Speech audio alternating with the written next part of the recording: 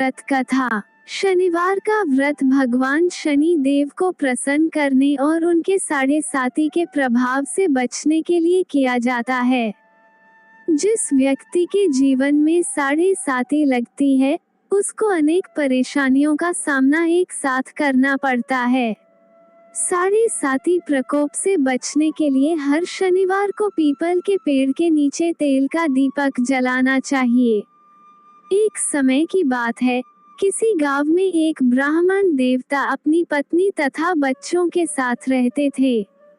एक दिन जब ब्राह्मण देवता सुबह सोकर उठे, तो वह बहुत चिंतित थे। ब्राह्मण देवता को चिंतित देखकर उनकी पत्नी ने पूछा, आप सुबह सुबह आप किस चिंता में डूबे हुए हैं? पत्नी की बात सुनकर ब्राह्मण देवता ने बोला, मैं कई दिन से सपना देख रहा हूँ। एक व्यक्ति नीले कपड़े पहनकर आता है और बोलता है, तुम्हें मेरी साढ़े साती लगेगी। ये सुन ब्राह्मण देवता की पत्नी ने बोला, ये तो भगवान शनिदेव है, जो आप पर शनि की दशा लगाने को कहते हैं। अब जब शनि देव आपके सपने में आए और बोले, तुम्हें मेरी साढ़े साती लगेगी, तो आप उनसे बोलिएगा कि सवा पहर से ज्यादा न लगाए। ब्राह्मण देवता ने बोला, ठीक है, मैं ऐसे ही बोलूंगा। दूसरे दिन रात्रि को शनिदेव फिर से ब्राह्मण देव के स्वप्न में आए और बोले, तुम्हें मेरी साढ़े साती लगेगी। तब ब्राह्मण देव ने बोला, हे प्रभु, मेरे पास इतनी क्षमता नहीं है, मैं इतने साल नहीं सह पाऊंगा। तब शनिदेव ने बोला, ठीक है, मैं 2.5 साल लगूंगा। फिर ब्राह्मण देव ने बोला, हे प्रभु, मैं इतना भी नहीं सह पाऊंगा, कृपा करके आप केवल सवा प्रहर तक लगिए।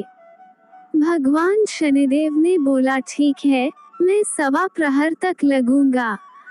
अगले दिन प्रातःकाल होते ही ब्राह्मण देव ने अपनी पत्नी से बोला, मुझे शनि देव की कुदृष्टि लगी है सवा पहर के लिए, इसलिए मैं जंगल जा रहा हूँ, वही पूजा अर्चना करूँगा।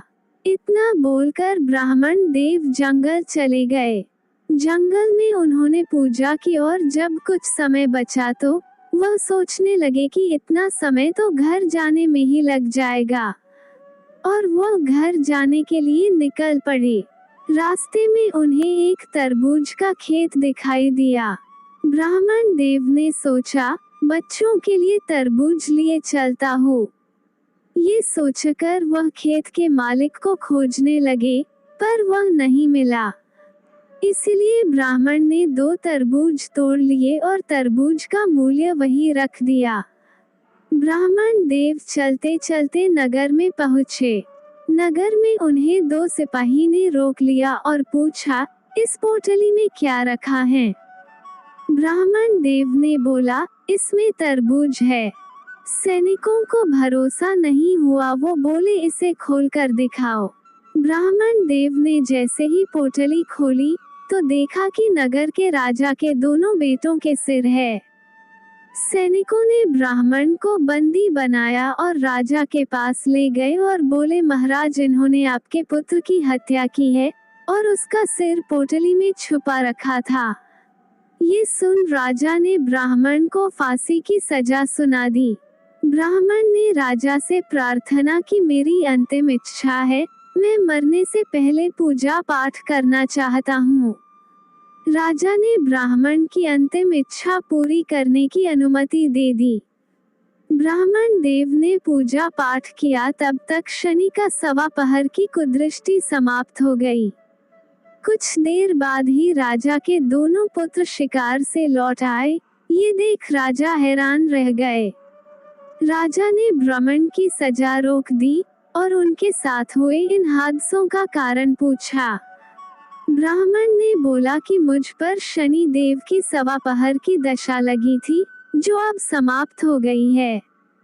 ये सुन राजा ने ब्राह्मण से पूछा कि अगर शनि की दशा लगे तो क्या करना चाहिए। ब्राह्मण देव ने बोला कि अगर शनि की कुदृष्टि लगे तो काले कुत्ते को रोटी में तेल लगाकर खिलाए, सामर्थ्यवान व्यक्ति काले हाथी या काले घोड़े का दान करे, कथा कहानी का पाठ करे। ये सब करने से शनि की दशा समाप्त हो जाती है। ये सुन राजा ने ब्राह्मण देव को छोड़ दिया। जैसे ही ब्राह्मण देव घर पहुँचे तो उनकी पत्नी ने पूछा कि पोटली में क्या है। ब्राह्मण ने बोला, बच्चों के लिए तरबूज लाया हूँ। पत्नी ने पोटली खोली तो देखा, पोटली सोने चांदी हीरे जवाहरात से भरी है।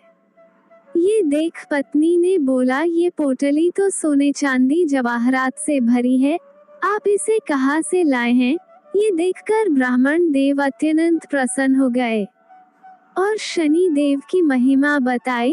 बोले कि जब सवा प्रहर दशा लगी थी तो तरबूज राजा के बेटे का सिर बन गया, और जब सवा प्रहर दशा समाप्त हुई तो तरबूज सोने चांदी जेवरात बन गए हैं। शनि देव, आपकी महिमा अत्यंत निराली है। जैसे आपने मुझ पर सवा प्रहार की दशा लगाई थी, वैसे किसी पर न लगाना, और जैसे आपने मुझ गरीब पर कृपा की है, ऐसे कृपा सब पर करना।